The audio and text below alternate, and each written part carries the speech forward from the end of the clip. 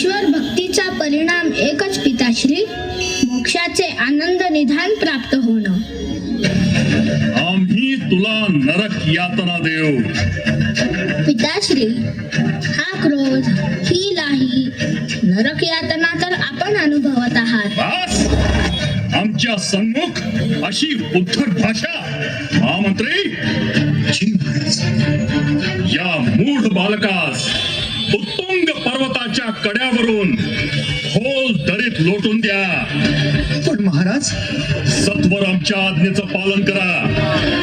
कोणी राजपुत्र असो वा राजमाता, रक्ताच्या नात्यातला असो वा जीवा भावाचा, इथे कुणाचीही गय केली जाणार नाही. घेऊन जा याला, घेऊन जा. जशी ओम श्री भगवते नारायणाय नमः. चला फेकून द्या याला. ओम श्री भगवते नारायणाय नमः. ओम श्री भगवते नारायणाय नमः.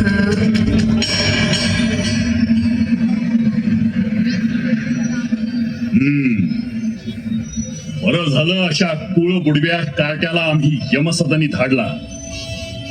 आमच्या संकल्पात जो बाधा ठरेल त्याची हीच अवस्था होईल.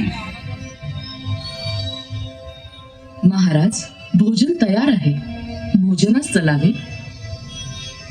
महाराणी कयाधू, आम्ही आपणास एक दुःखद वार्ता देणार आहोत. दुःखद वार्ता? आपला पुत्र प्रल्हाद आमच्या आज्ञेचा अभेर करून ईश्वर भक्तीत विलीन होता. त्याला आम्ही संपवला. महाराणी, आपणास दुःख नाही झाले? दुःख का बरे होईल? आमचा पुत्र सुरक्षित आहे. आपणास काही आभास झाला असेल.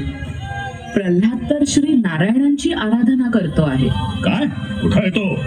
यावे.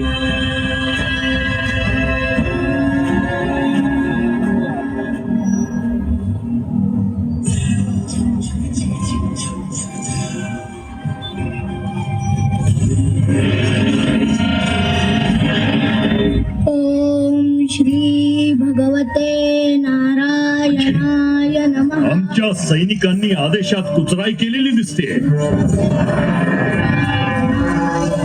महामंत्री, जी महाराज. आमच्या आज्ञेचं अवमूल्यन अजून जिवंत कसा? असं कसं झालं? आम्ही तर उत्तुंग कड्यावरून याला ढकलून दिला होता. याला आमच्या समक्ष आता उकळत्या तेलाच्या कढईत टाका. नाही महाराज, आपला पुत्र आहे तो, असे निर्दयी होऊ नका.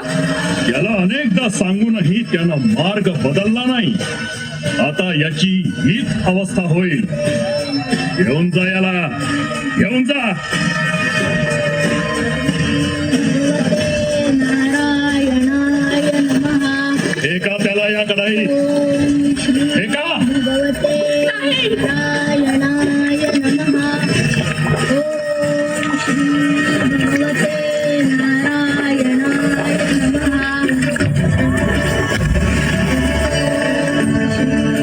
भगवते नारायणाय नमः.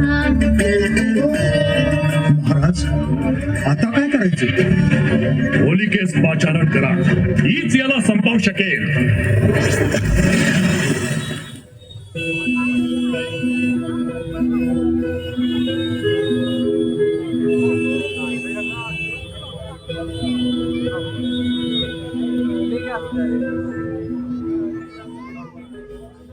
भगवन, त्वरा करा भगवन. आपल्या परमप्रिय भक्ताचं रक्षण करा. काय झालं गंगामाते?